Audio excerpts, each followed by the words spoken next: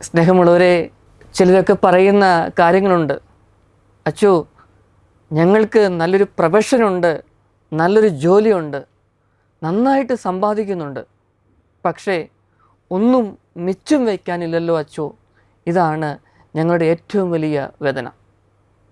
എനിക്ക് പരിചയമുള്ള ഒരു ജ്വല്ലറി ഉടമയുണ്ട്. ചില സമയത്ത് അദ്ദേഹം എൻ്റെ അടുക്കൽ വരാറുണ്ട്.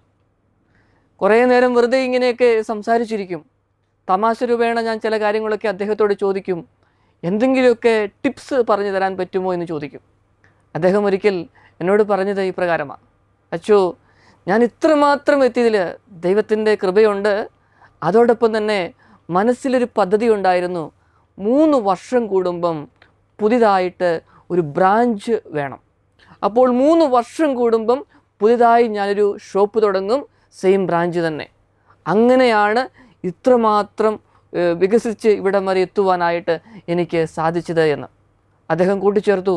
അച്ചോ, ആദ്യ നാളുകളിലൊക്കെ കണക്കൊക്കെ കുത്തെഴുത്തുകയായിരുന്നു. പിന്നീട് അത് സോഫ്റ്റ്വെയറിലേക്ക് വന്നു. പക്ഷേ എങ്ങനെയായാലും എല്ലാ ദിവസവും ഞാൻ വരവും ചെലവും ഞാൻ നോക്കുമായിരുന്നു. അങ്ങനെ ഓരോ പൈസയും എവിടെ പോകുന്നു, എങ്ങനെ പോകുന്നു എന്ന് എനിക്ക് കൃത്യമായിട്ട് കണക്കുണ്ടായിരുന്നു. ആ കണക്കാണ് എന്നെ ഇത്രമാത്രം അഭിവൃദ്ധിയിലേക്ക് നയിച്ചത്. സ്നേഹമുള്ളവരെ, നമുക്കറിയാം, നമ്മുടെയൊക്കെ ജീവിതങ്ങളിൽ ഞാനും നിങ്ങളുമൊക്കെ അധ്വാനിക്കുന്നു, പ്രവർത്തിക്കുന്നു, ഒത്തിരി സമ്പാദിച്ചു കൂട്ടുന്ന വ്യക്തികളുണ്ട്. എന്താണ് പലർക്കും സംഭവിക്കുന്നത്? ശരിയായ കണക്ക് കൂട്ടലുകൾ ഇല്ലാത്ത അവസ്ഥയാണ് സംഭവിക്കുന്നത്. ലക്ഷക്കണക്കിന് രൂപയെടുത്ത് ആഡംബര കാറുകളും വീടുകളും ഒക്കെ മേടിച്ചു.